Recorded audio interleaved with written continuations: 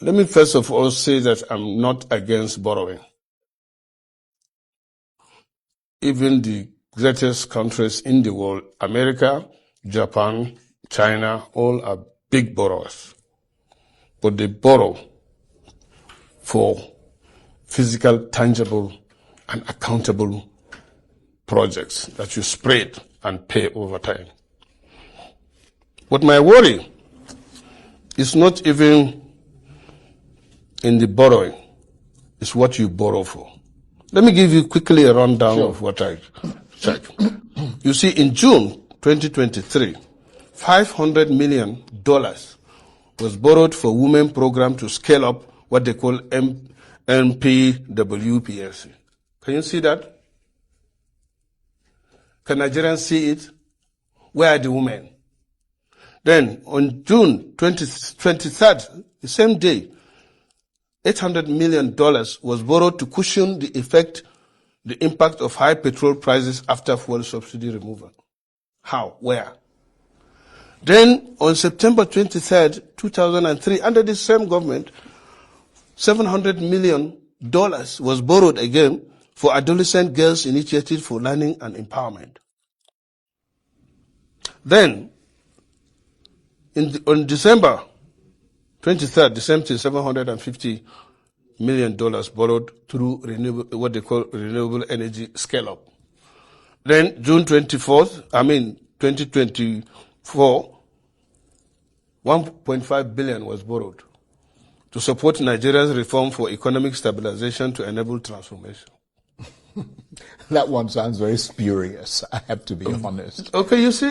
Then in June 24th, $750 million again was borrowed for immediate financial and technical support for efforts to stabilize economy and to scale up support to the poor and most economically at risk.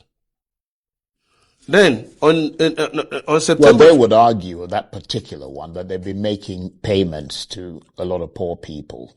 Where are the poor people? Some of their cash transfers and things like that. Look, whenever you're doing something, if it is true, somebody will come out to say thank you. But are these loans, are they approved by the National Assembly? I mean, do they pass through your Senate for approval? No, not to my knowledge. But as I said, when you total these borrowings, the figure I got here is about $9.45 billion, which translates to about 13 trillion. And as I said, I mentioned most of them. These are items that are either intangible, those items are not, it has nothing to do with infrastructure.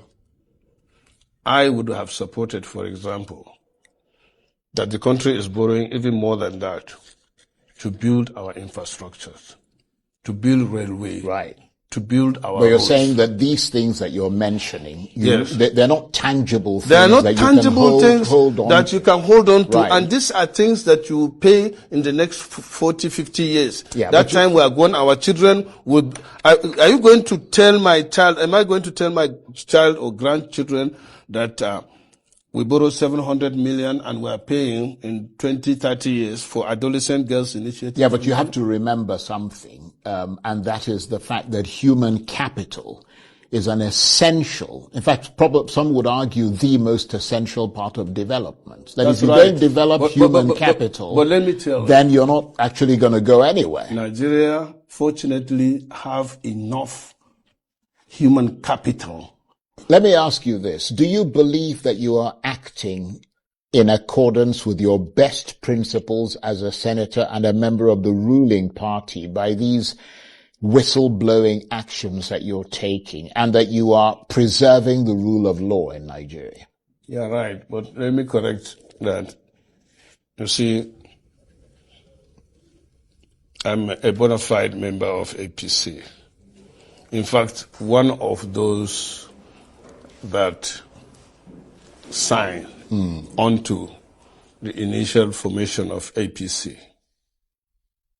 And Nigeria is my country. Why does it appear to be only you, of the many senators in the National Assembly, including members of the opposition, who draws attention to these alleged excesses? Does that suggest that all the others are complicit in these violations? No, that is not. I'm Muhammad Ali Ndume. God created me differently, and I'm going to account for my actions.